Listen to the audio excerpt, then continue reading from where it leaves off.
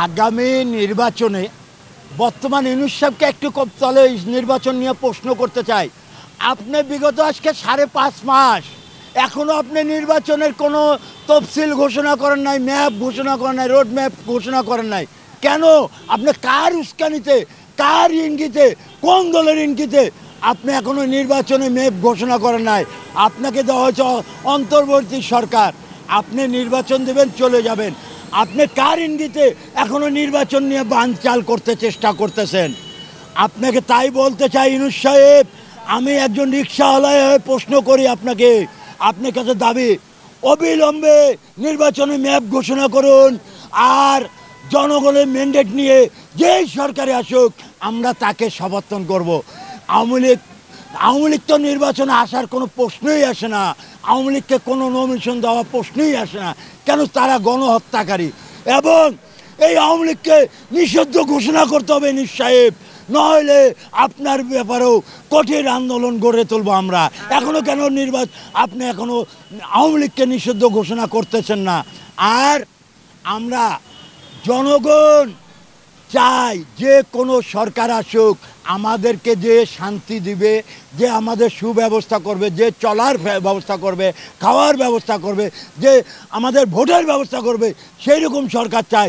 তাই আমাদের যেরকম বিগত বিএনপির সরকারের আমলে আমরা ভোট দিতে নিজের ভোট নিজে দিচ্ছি, যাকে খুশি তাকে দিয়েছি, তাই বলতে চাই আমাদের এই বিগত সরকারকে যেরকম ভোটের অধিকার থেকে বঞ্চিত করছে, আমরা চাই না আর ভোটের অধিকার থেকে বঞ্চিত এবং কথার অধিকার থেকে বঞ্চিত, ভাটের অধিকার থেকে বঞ্চিত। তো এমন একজন সরকার চাই যে আমার ভোট আমি দেবো, যাকে খুশি তাকে দেবো, আমার ভোট আমি দেবো, যাকে খুশি তাকে দেবো। দিনের ভোট রাতে করা চলবে না ইউনূস সাহেব। আর মঈনুদ্দিন আর ফখরুদ্দিনের মতো আপনি দালাল হয়েন না। কেন? আপনি মঈনুদ্দিন আর ফখরুদ্দিন যেরকম কোটি কোটি টাকাতে বিক্রি হয়ে গেছিলেন, সে একজন রাষ্ট্রদূত হওয়ার জন্য শেখ হাসিনাকে ম্যান্ডেট দিয়ে আমেরিকার রাষ্ট্রদূত হয়ে গেছেন, আমাদের বাংলাদেশের রাষ্ট্রদূত হয়ে গেছেন মঈনুদ্দিন আর ফখরুদ্দিন। আমি তাই বলতে চাই ইউনূস সাহেব, আপনার যে ম্যান্ডেট আছে, আপনার যে সম্মান আছে, আপনি কোনো দলের উস্কানিতে আপনি ভয় পাবেন না।